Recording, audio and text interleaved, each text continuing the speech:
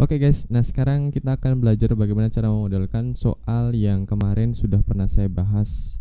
Barangkali ada yang belum paham. Oke, di sini konteksnya Pak Ali, dia punya modal 3.060.000. Nah, uangnya itu hanya cukup membeli 5 lusin baju, 4 lusin celana, dan 6 lusin kaos ya.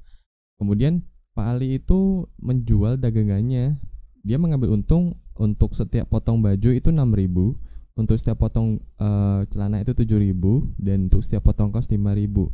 Kemudian keuntungan diperoleh Pak Ali dari penjualan 4 lusin baju, 2 lusin celana, dan 3 lusin kaos itu 2.472.000. Nah, jika harga beli celana per potong 5.000 lebih mahal dari harga beli kaos per potong, berapa harga beli baju, celana, dan kaos per potong? Oke, pelan-pelan.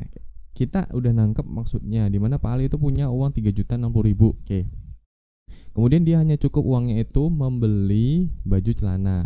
Nah, sekarang gini, kita kontekskan dulu ke dalam variabelnya. Berarti misalkan kita punya variabel X itu adalah harga beli baju per potong, oke. Kemudian Y adalah sama, cuma ini celana ya, per potong juga. Z juga sama, ini sama, cuma ini kaos. Ini per potong. Oke. Kemudian kita tahu bahwa Pak Ali punya 3.060.000 modalnya. Nah, kita lihat di sini satuannya lusin, tapi diminta itu per potong. Nah, satu lusin itu kan sama aja dengan 12 unit atau potong ya. Nah, maka kita harus mengubah dulu dalam bentuk potong dari lusin ini. Maka kalau isi 5 lusin, maka 5 dikali 12 ya. Berarti 5 dikali dengan 12. Jangan di seperti ini, saya tulis gini aja ya, biar nggak ketukar nanti X nya 5. 12 X ditambah ya kan, kemudian 4 dikali 12 Y ditambah 6 dikali 12 Z sama dengan total modalnya 3.060.000.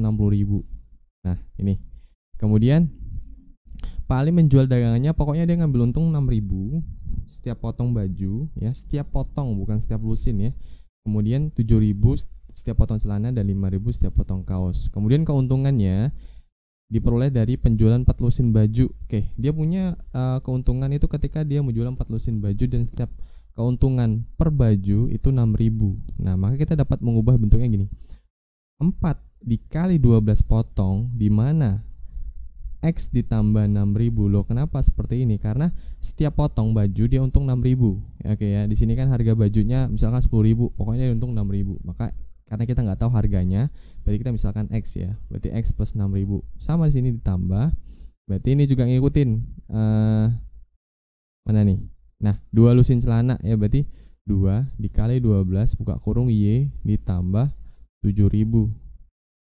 Kemudian di sini ditambah berapa nih?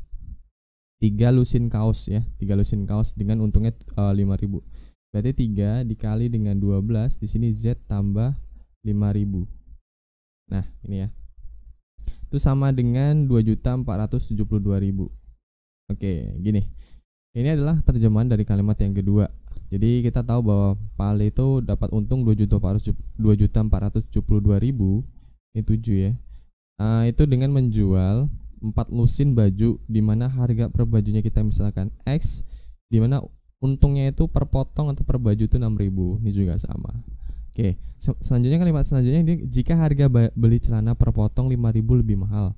Oke, harga beli celana itu kan Y, harga beli baju harga beli celana per potong itu 5.000 lebih mahal dari harga kaos per potong. Oke, harga kaos kan Z ya, berarti Z plus 5.000. Artinya bahwa ketika harga kaosnya 10.000, Y-nya harga celananya 15.000. Gitu. Berarti modelnya apa? Modelnya kita dapat terus dalam bentuk seperti ini, tinggal dikali aja ya nih. Yang atas jadi 60X ditambah 48Y ditambah ini 72 ya, 72.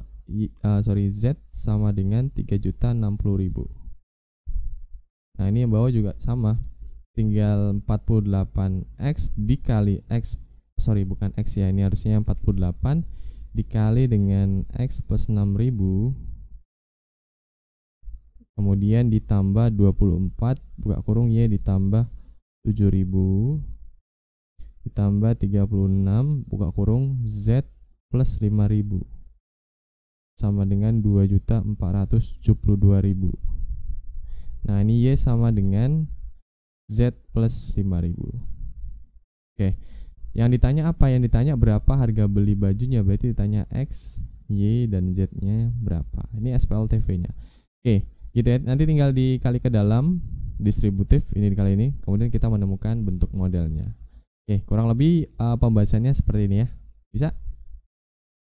Oke guys, nah sekarang soal pemahaman yang tentang pekerjaan ya. Ingat ya, pekerjaan berarti berbalik nilai. Kita menuliskan dalam bentuk pecahan seper-seper ya. Oke, kita baca dulu yuk. 3 tukang cat bernama Joni, Denny, dan Ari. Nah, kita misalkan dulu nih.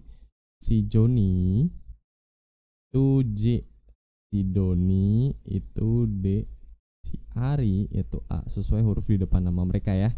Nah, kemudian biasanya bekerja bersama-sama. Mereka dapat mengecat eksterior sebuah rumah dalam waktu 10 jam kerja. Artinya bahwa ada satu pekerjaan diselesaikan oleh mereka bertiga itu dapat selesai dalam waktu 10 jam. Nah, ada satu pekerjaan diselesaikan oleh si porsinya Joni ditambah dengan satu pekerjaan diselesaikan oleh porsinya Doni, kemudian juga sama dengan si Ari.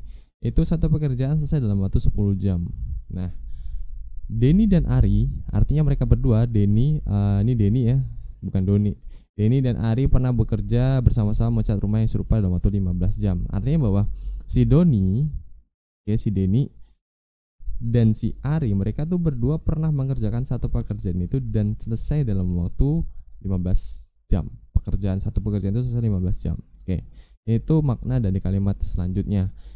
Kita lihat lagi, suatu hari ketiga tukang cat ini bekerja mengecat rumah serupa selama 4 jam kerja. Setelah itu Ari pergi karena ada keperluan mendadak. Joni dan Doni memerlukan tambahan waktu 8 jam kerja lagi untuk menyelesaikan pengecatan rumah. Tentukan waktu yang dibutuhkan masing-masing tukang cat jika masing-masing bekerja sendirian. Oke, di awal kita tahu bahwa ketika mereka bekerja bertiga, mereka kelar tuh dalam waktu 10 jam. Nah, kemudian ada suatu hari mereka kerja bertiga, di mana mereka baru mengecat selama 4 jam. Nah, 4 jam itu baru setengah jalannya ya, belum ada lagi. Nah, di mana targetnya ketika mereka bertiga itu mereka bisa selesai dalam 10 jam. Oke, 10 jam ya. Maka minus berapa ini? Kurang berapa jam supaya menyampai 10 jam? Artinya bahwa 10 dikurangi 4 kurang 6 jam. Oke, berarti kurang 6 jam, di mana totalnya itu adalah 10. Berarti ada 6/10 pekerjaan yang belum selesai ya. Berarti kan kalau misalkan teman-teman udah ngerja 5 jam, totalnya kan 10 jam selesainya. Berarti kalau misalkan sisanya 5/10 atau setengah pekerjaan baru selesai. Nah, ini karena yang belum selesai, kita kan lihatnya belum selesai ya. Kenapa yang sudah selesai? Karena ketika dia belum selesai, dia butuh tambahan waktu 8 jam. Maka kita butuh waktu atau bagian yang belum selesai. Berarti kita melihat sisanya. Dari 4 jam ke 10 itu sisa berapa jam supaya sampai ke sana? Ternyata 6 jam. Berarti 6/10 pekerjaan itu belum selesai. Ya, ini belum selesai ya. Berarti yang selesai adalah 4/10. Nah, 6/10-nya belum. Ketika mereka bertiga itu mengecat selama 4 jam, ternyata si Ari pergi. Jadi meninggalkan dua mereka temannya itu. Nah, kemudian dua temannya bilang nggak sanggup kalau harus menyelesaikan dalam waktu 10 jam. Mereka bisa meminta waktu tambahan selama 8 jam. Nah, berarti 6/10 pekerjaan ini akan selesai dengan tambahan waktu 8 jam. Oke ya.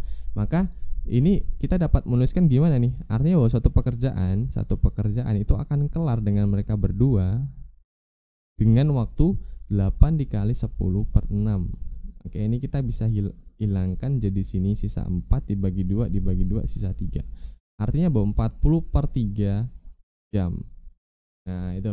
Jadi satu pekerjaan dikerjakan oleh si Doni dan Joni itu dapat selesai dengan waktu 40/3 jam. Maka saya tuliskan atau dapat kita tuliskan di sini adalah satu pekerjaan diselesaikan oleh Joni dan si Doni itu dapat selesai dengan waktu 40/3. Ya, 40/3 jam. Nah, itu bacanya ya. 40/3 jam. Atau ini bisa kita tulis dalam bentuk 3/40 ya. Ini idem ya. Jadi 1/J ditambah 1/D. Artinya satu pekerjaan diselesaikan J bagian kemudian ditambah satu pekerjaan diselesaikan di bagian, mereka dapat selesai dalam waktu 3/40 jam. Oke, gitu ya. Nah, itu adalah salah satu bentuk model dari permasalahan ini. Jadi ini udah selesai modelnya, tinggal kita melakukan metode substitusi aja untuk mendapatkannya. Nah, yang perlu dilihat adalah ketika yang ditanya masing-masing tukang cat membutuhkan waktu bekerja berapa lama, berarti kita tahu A itu selesai dalam berapa lama, kemudian J berapa lama, terus si D juga berapa lama. Tapi kalau mereka masing-masing bertiga dapat menyelesaikan dalam waktu berapa lama, ya gitu, tinggal kita cari seper A ditambah seper J ditambah seper D itu berapa, seper berapa gitu kan. Nah itu ya bedanya ya, kalau mereka bekerja bertiga dengan mereka sendiri itu penulisannya berbeda. Kenapa kalau mereka bekerja sendiri A, J, D tidak seper A, seper J, seper D, karena ya kan mereka selesai sendiri A itu dalam waktu ya berapa lama gitu loh. Jadi kayak semakin sendiri semakin lama waktunya gitu. Jadi gitu ya pemahamannya ya. Bisa ya untuk modelnya.